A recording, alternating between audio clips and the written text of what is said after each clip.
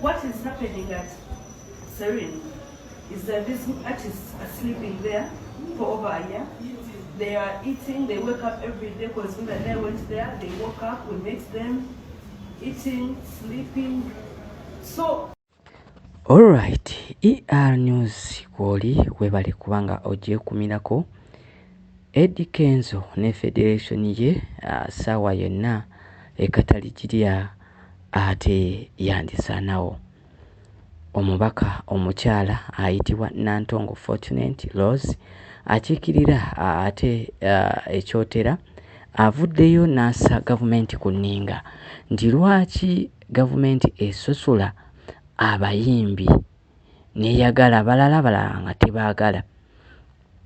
Era neebuuza yatandika ddi okulabirira abayimbi ba Kenzo sako ne Kenzo ku Seren Mutundwe nga balya banywa basula basiibawo ne batuuka n'okuteekawo studio mu hotel oba lodge gye tugamba accommodation oba wantu okumulirako oba wantu w'okujja jasibuzi ng'obaddoze mu meeting n'ova n'ogenda ate bo ne bagafuula amaka ate nga wuma ekulembebwa Sindi nga tebagikolerangako.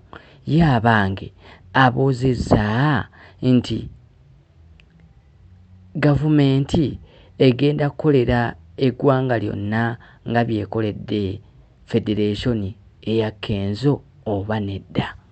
Akakakase wabula bingi bye mugenda okubanga muwulira Masakaawo Programs Director owa WUMA oba Uganda Musician Associations naye akakakatadde naye nga tukyali awo.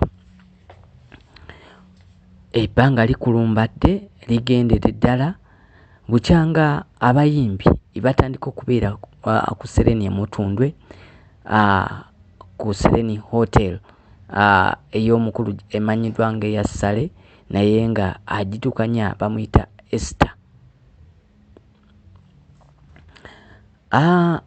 Ebbanga libaddewo abayimbi beekuŋŋanyizaayo ne batandika n'ekintu kye bayise jam session.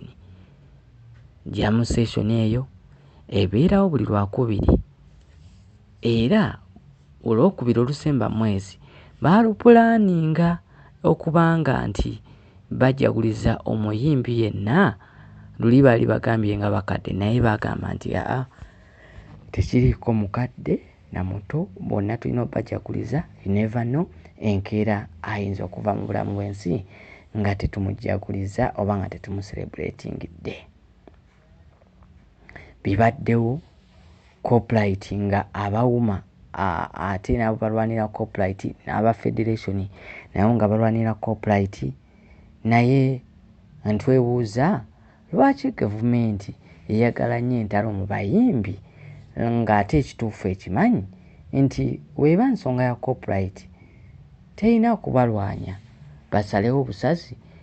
Mabiriza Herbal Products Limited tulinawo eddagala eriyamba abaami n'abakyala. Sumuluzo Money Power Extra, Complete Man, Herbal Mouthwash, Coffee ayambira ddala ffe abaami. Tulinawo kaama k'abakyala, Tightening Powder, oyagala okugeza ebbina, eddagala eriyamba okwongeza ku balongo, oyagala okusereza nabunyaayo, oyagala okufunza nabunyaayo enywere, Express Water Tightening, kadde agoba infection mu baami n'abakyala. Ate nga tulinawo sabbuuni, ono sabbuuni ayamba abaami n'abakyala. Tulinawo ebizigo by'abaana n'abantu abakulu, enkumbi eyambira ddala mu kisenge, tulinawo obutiiti ate nga tukolera ne oda yo. Bakyala bannange ekyama kiri ku Mabirizi Herbal Products. Nze najja wano nga sina kabina nga sefiringa naye mukwano we nagezesaako ku thika body cream ebbina nenfuna kati nze natambula nsagala ate era nenkozesaako ne ku Mabirizi lightening cream ndowooza kasikini mukalaba. Ayagala omanyi ebisingawo kuba ku 0704 737 714.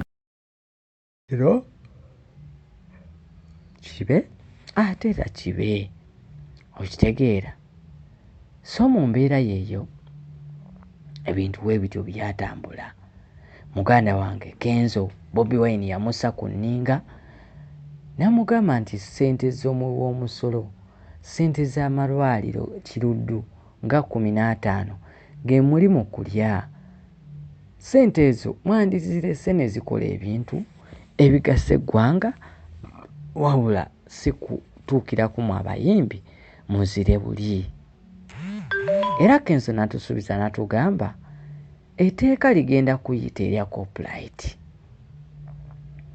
mu wiiki esembayo mu Desemba twagiyitamu ntuyingira omwaka omupya.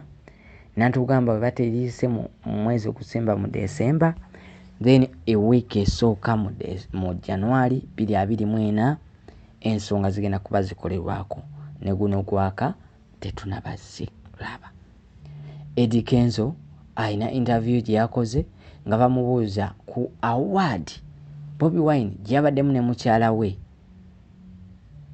ebweru gye bayita Oscars Award, n'agamba ye si munakatemba si muzanyi ye muyimbi, so ezo award tezimukwatako, naye amuyozaayoza.